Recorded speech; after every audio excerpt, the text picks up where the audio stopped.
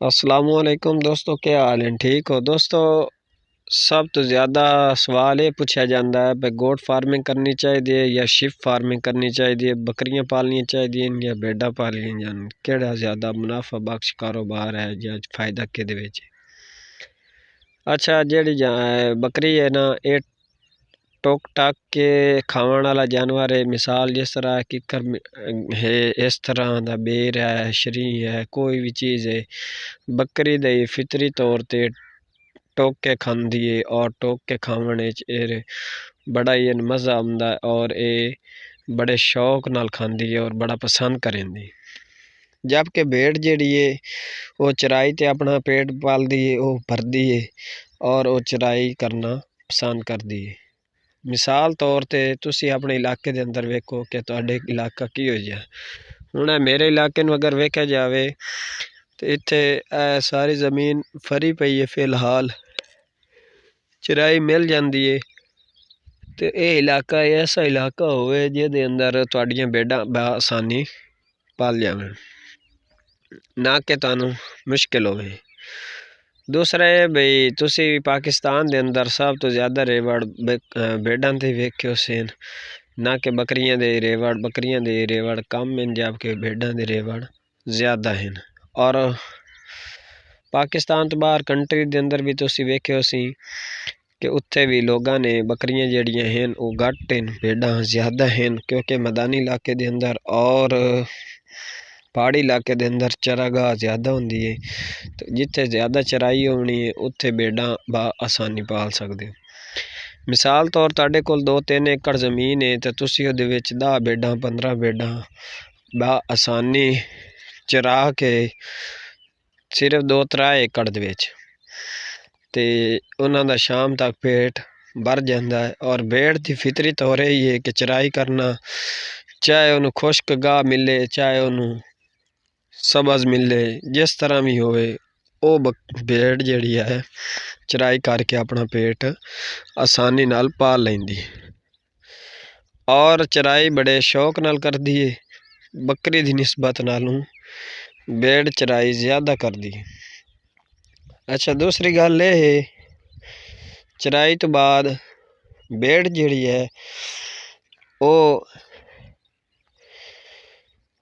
बकरी चराई जेहड़ी करदी है ना, बकरी तुहानूं कई किलोमीटर तक भजदी नसदी दौड़दी चलदी फिरदी ये वो जानवर है कि ये जेड़ा है चराई दे काम करदा है, भाग दौड़ ज़्यादा करदा है।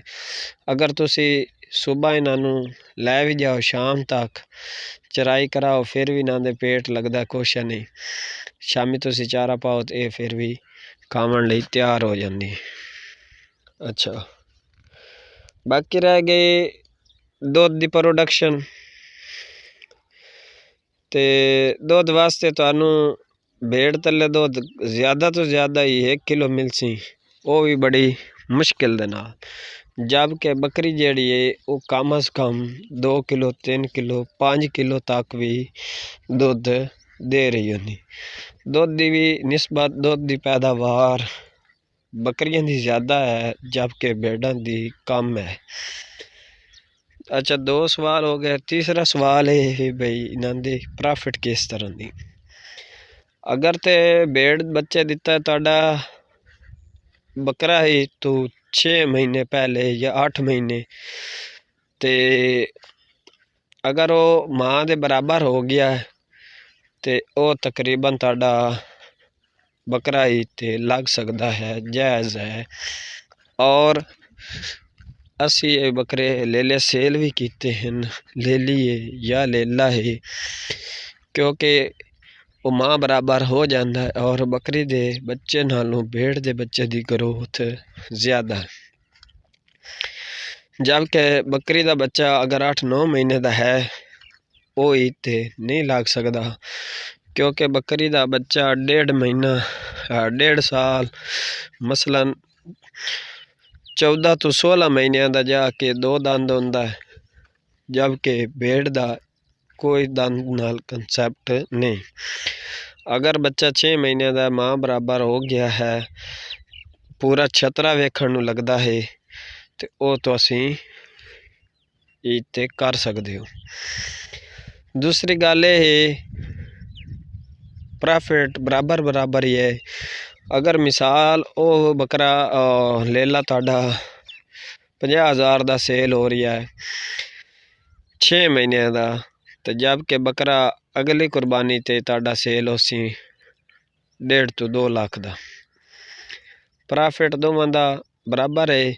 और ज़्यादा जड़ा है सेल होंदा है, महंगा बकरा सेल होंदा है, बकरी सेल होंदी है। ओदी वजह की है कि तुसी अगर गोश्त लैन जाते हो मार्केट चों, उत्थे तुहानूं आख्या जांदा है 2000 रुपये किलो बकरी दा भी है और भेड़ दा भी है। तुसी केड़ा लैना पसंद करसो, ते तुसी बकरी दा ज़रूर गोश्त लैना पसंद करसो, क्योंकि गोश्त के हिसाब नाल भी बकरी दी डिमांड ज़्यादा है और दुध की भी डिमांड बकरी दी ज़्यादा है, जबकि भेड़ दी कम है। उस बाद इन्हां दी चराई आसान है, इन्हां दी चराई मुश्किल है।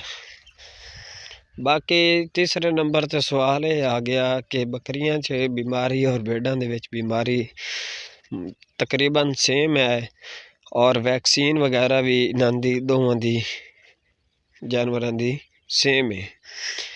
बाकी रह गई सर्दी दे अंदर बकरियां दी बीमारी और भेड़ां दी बीमारी बराबर है, जबकि सर्दी दे विच भेड़ नूं सर्दी कम लगदी है, इहदे उत्ते उन वगैरह हुंदी है, जबकि बकरी नूं जिहड़ी है बीमारी जल्दी अटैक करदी है। और दूसरी गल ये है भाई बकरियां दे विच बीमारी जल्दी हमला करदी है, जबकि भेड़ दे अंदर बीमारी कम हमला करदी है। और यदि कुव्वत मुदाफ़ियत बकरी दी जिहड़ी है वो ज़्यादा है, नहीं इतनी जितनी भेड़ दी है। भेड़ दी कुव्वत मुदाफ़ियत ज़्यादा है, बीमारी नाल भी ज़्यादा देर लड़ सकती है, जबकि बकरी ज़्यादा देर नहीं लड़ सकती। वीडियो अच्छी लगे वीडियो नूं लाइक लाजमी करना है।